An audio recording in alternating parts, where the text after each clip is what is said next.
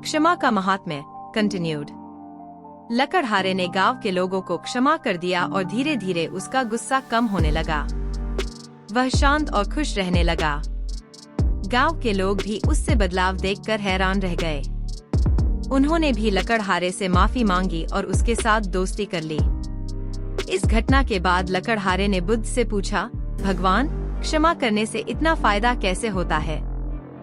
बुद्ध बोले, क्षमा करने से मन में शांति और प्रेम का भाव पैदा होता है। जब हम किसी को क्षमा करते हैं, तो हम उसके प्रति अपनी नकारात्मक भावनाओं को छोड़ देते हैं। इससे हमारा मन हल्का हो जाता है और हमें खुशी मिलती है।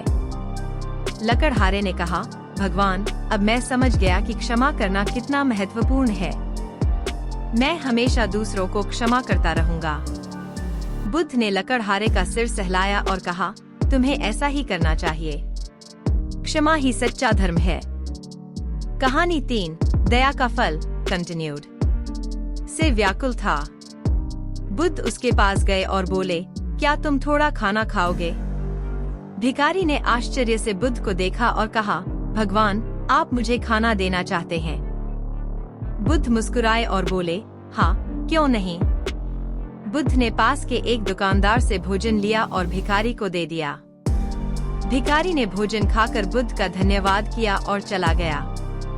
थोड़ी देर बाद वही दुकानदार बुद्ध के पास आया और गुस्से से बोला, भगवान, आपने उस आलसी भिखारी को खाना क्यों दिया? वह मेहनत नहीं करता और सिर्फ भीख मांगकर अपना जीवन बिताता है। बुद्ध शांत स्वर में बोले, प्रत्येक व्यक्ति को जीवन जीने का अधिकार है। भूख किसी का धर्म नहीं देखती। इस भिखारी की तरह ही हम सब भी किसी न किसी तरह से दूसरों पर निर्भर हैं। दुकानदार बुद्ध की बात सोचने लगा। उसने सोचा, शायद बुद्ध सही कह रहे हैं। हर किसी को अपनी परिस्थिति होती है। बुद्ध ने आगे कहा, इस भिखारी को भोजन देने से मुझे खुशी मिली। दान देने से न केवल लेने वाले को, बल्कि देने वाले को भी आत्मिक सुख प्राप्त होता है। दुकानदार ने बुद्ध से माफी मांगी और कहा, भगवान, आपकी बातों ने मुझे बहुत कुछ सिखाया। अब से मैं जरूरतमंदों की मदद करूंगा। उस दिन से दुकानदार ने गरीबों और जरूरतमंदों की सहायता करना शुरू कर दिया। धीरे धीरे गांव में दान देने का चलन बढ़ गया। लोगों ने एक दूसरे की मदद करना शुरू कर दिया और गांव में खुशहाली का माहौल बन गया। इससे यह सिद्ध हुआ कि अहंकार को त्याग कर दया और सहयोग से ही समाज का कल्याण होता है। कहानी 4, मिलजुल कर रहना। एक बार भगवान बुद्ध एक गांव में पहुंचे। वहां उन्होंने देखा कि गांव के लोग आपस में बहुत विभाजित थे।